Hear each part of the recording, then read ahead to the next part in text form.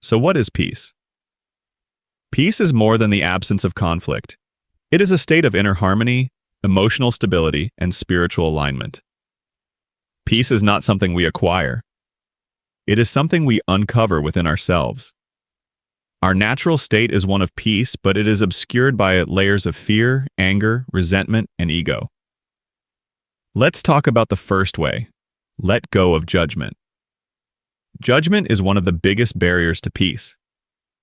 When we judge ourselves or others, we reinforce separation and conflict. Instead, let's practice acceptance, seeing ourselves and others through the lens of compassion and benevolence. For example, the next time someone cuts you off in traffic, pause before reacting.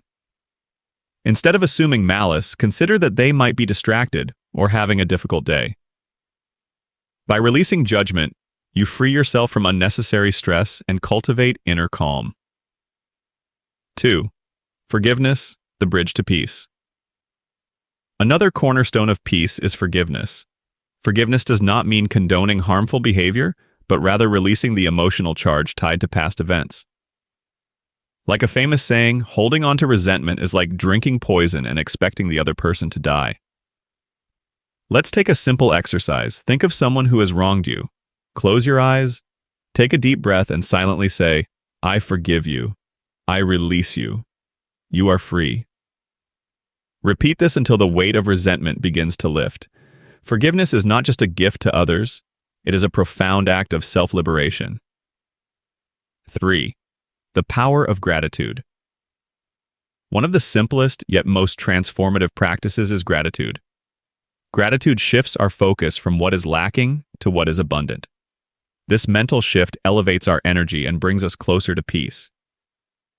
Every night before bed, write down 3 things you are grateful for. These don't have to be grandiose. They can be as simple as a kind word from a friend, a beautiful sunset, or a good meal.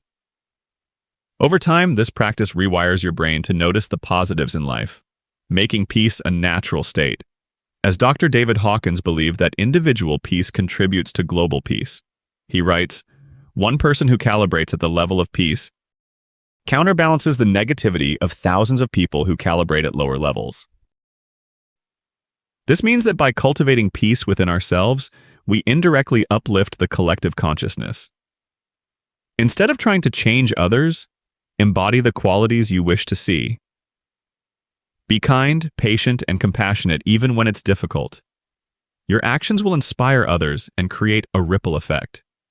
As Mahatma Gandhi's famous words, "Be the change you wish to see in the world," align perfectly with Dr. Hawkins' teachings. Start small, whether it's lending a listening ear to a friend or volunteering for a cause you believe in.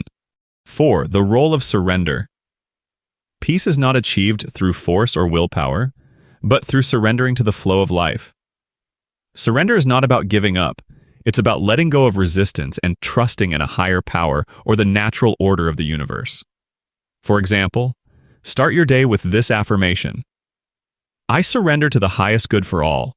I trust that everything is unfolding as it should." By relinquishing control, you make space for peace to enter. 5. Embracing silence and stillness. In our fast-paced, noisy world, silence can feel uncomfortable, but it is a gateway to peace. So carving out time each day to sit in silence, even if it's just for a few minutes, is important. In the stillness, we reconnect with our true nature. Set a timer for 5 minutes. Close your eyes, take slow breaths, and focus on the sensation of the air entering and leaving your nostrils. If your mind wanders, gently bring it back to your breath. This practice grounds you and creates a sense of calm that carries into the rest of your day. 6. Living in the present moment. Peace can only be found in the present moment. When we dwell on the past or worry about the future, we rob ourselves of the serenity available here and now. Throughout your day, practice mindfulness. Whether you're eating, walking, or working, bring your full attention to the task at hand. Notice the sensations, sounds, and feelings without judgment. For example, when washing dishes, feel the warmth of the water, the texture of the soap bubbles, and the rhythm of your movements. This simple act can become a meditation, grounding you in the present. As we conclude, let us remember that peace is not a distant goal. It is a choice we make moment by moment. Each of us has the power to become a beacon of peace. As we cultivate peace within, we inspire others to do the same, creating a ripple effect that can transform communities, nations, and the world.